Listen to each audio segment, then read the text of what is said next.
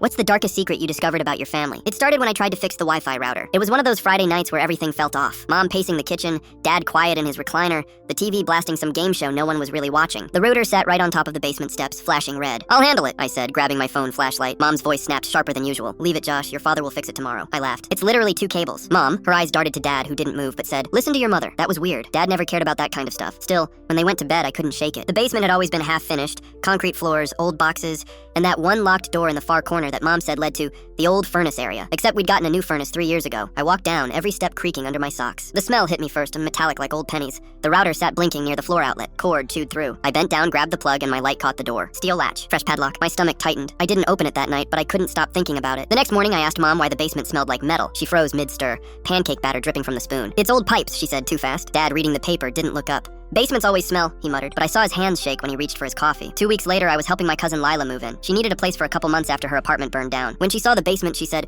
"Why's that door locked?" I shrugged. "No clue. Mom says furnace." Lila smirked. "Furnace, my ass. That lock looks new." 3 days later, when my parents were out grocery shopping, Lila decided she was going to open it. "Come on," she said, jingling a little silver lockpick set. "You seriously don't want to know what's behind it?" I wanted to say no, but I followed her down anyway. The air felt heavier than usual, damp and sour. She got the lock open in under 2 minutes. "Ta-da," she whispered, and pushed the door open. The smell punched me in the face. It wasn't just metal, it was decay. The light caught the corner first. Stacks of cardboard boxes, some labeled "Don't Touch." But what froze me were the photos taped to the walls. Dozens of them. Black and white, Polaroids, snapshots of people, mostly women, smiling, some crying. A few had dates written in marker. June 1997, Aug 2003. Lila gagged. "What the hell is this?" I stepped closer, heart pounding so loud it drowned out everything else. There were newspaper clippings too. "Missing woman found dead. Suspect unknown."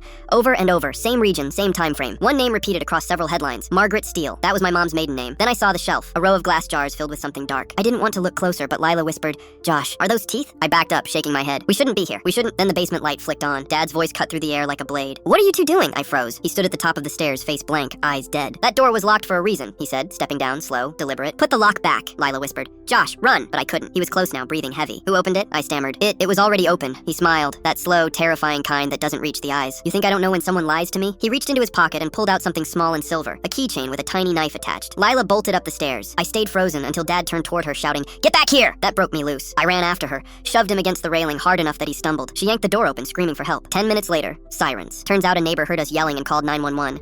They found Mom sitting in the driveway crying, saying, "He promised he stopped." Stopped. That word still haunts me. Police tore the basement apart. They found evidence connecting my dad to 6 disappearances between 1995 and 2003. Women from nearby counties, all gone without a trace. He'd been keeping trophies, the detective said. Teeth, jewelry, bits of clothing. Mom knew. She'd helped hide it after the first time. Said he'd changed. He didn't. Dad's in prison now. Life without parole. Mom's in a psychiatric facility. Lila moved out the next week. I still live in that house, for now. I can't sleep without lights on, because sometimes when the air conditioner hums just right, it sounds like someone whispering behind that basement door.